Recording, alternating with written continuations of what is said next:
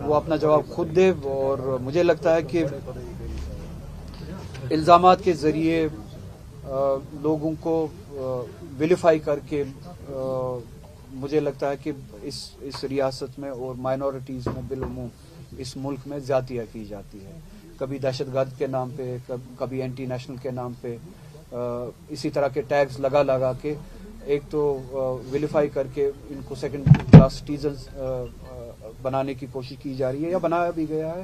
اور پھر جو زیادتیاں ہے ان کا شکار بنانے کی کوشش کی جاتی ہے۔ بہت سارے ہمارے لوگ ایسے ابھی بھی ہے، چاہے وہ کسی بھی مسلک سے، مذہب سے وابستہ ہو، بالخصوص مسلمان طبقے سے، وہ جیلوں میں بند ہے صرف اسی نام پہ، اسی وجہ سے کیونکہ ان کو بدنام کیا گیا، ان کو ٹیگ کیا گیا، ان کو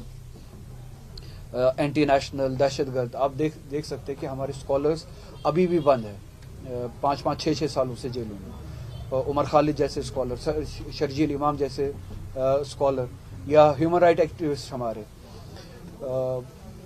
ابھی بھی جیلوں میں بند ہے۔ اسی کے برعکس آپ دیکھیں کہ ریپسٹ جو ہے، جو کنوکٹڈ ریپسٹ ہے،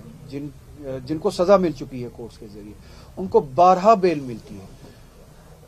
تو فرق مذہب کی دکھتی ہے، وہ ایک مذہب سے وابستہ ہے، یہ دوسرے مذہب سے وابستہ ہے۔ ہمیں لگتا ہے کہ یہ ملک ہر کسی کے لیے بنا تھا، ہندو کے لیے بھی بنا تھا، مسلمان کے لیے بھی بنا تھا، ہر کسی کے لیے برابری کے لیے بنا تھا۔ ہم نے یہ توقع نہیں کیا تھا کہ اسکالرس جیل میں ہو کیونکہ ان کو اینٹی نیشنلز اور ٹیررسٹ کا ٹیگ دے کے ان کے ساتھ زیادتیاں کی جائے، اور ابھی ان کا کیس بھی شروع نہیں ہوا ہے،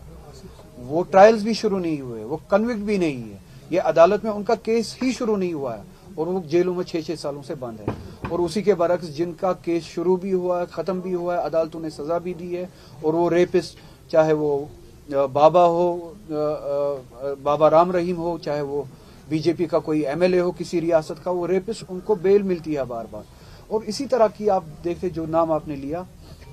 یہاں پہ بھی کوشش کی جاتی ہے کہ ٹیگ دے کے، اینٹی نیشنل بتا کے، ٹیررسٹ بتا کے لوگوں کے ساتھ زیادتی کی جائے اور ان کو جیلوں میں رکھا جائے۔